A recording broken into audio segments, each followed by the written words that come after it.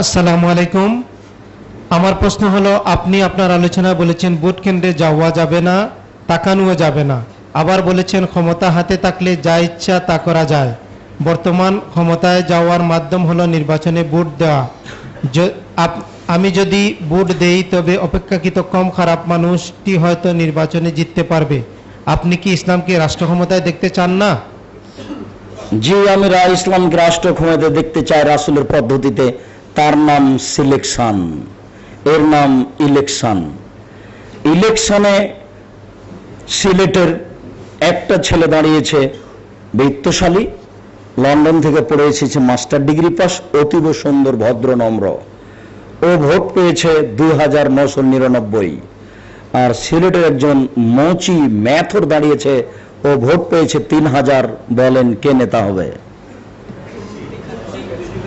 মুচি নেতা হবে।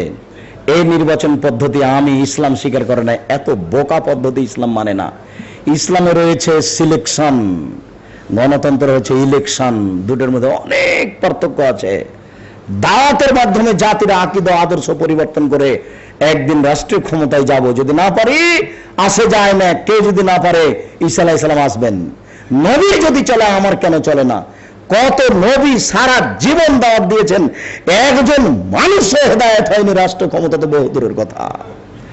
এখন তো সিলেট শহরে হাজারো মানুষ আমার সামনে, এটা আমার অনেক পাওয়া। নেতৃত্ব নিতে হবে, এর জন্য জন্ম নিনি। নেতাকে আহলে হাদিস বানাতে হবে, এই জন্য জন্ম নিয়েছি। কথা বুঝতে পারেননি? নেতৃত্ব নিব ওখানে, ওর আকীদা পরিবর্তন করতে এসেছি। অতএব ওই হিসাবে ভুল। ওই দিক দিয়ে ক্ষমতা নিয়ে ইসলাম প্রচার করতে হবে, ওটা কিয়ামত পর্যন্ত হবে না, ওটা হবেই না। একজন যদি আমাকে ভোট দিয়ে থাকে হিন্দু, আমি তারপরে ইসলামের হুকুম কি করে চালাবো? ওটা হয় না। আকীদা আদর্শের পরিবর্তন করে ইসলাম চালু করা যায়, তাছাড়া যায় না। মুসা আলাইহিস সালাম, ফেরাউন ডুবে গেল, মুসা আলাইহিস সালাম পথ দখল করবেন, উনি পালিয়ে গেলেন কেন? সাগরের উপরে ওখানে গেলেন কেন? ফেরাউন তো ডুবেই গেছে। কথা আমার বুঝতে পারেননি? সংসদ তো পড়ে আছে, এখানে এসে ক্ষমতা প্রয়োগ করবেন, আল্লাহর কাছে দোয়া করলেই তো হয়।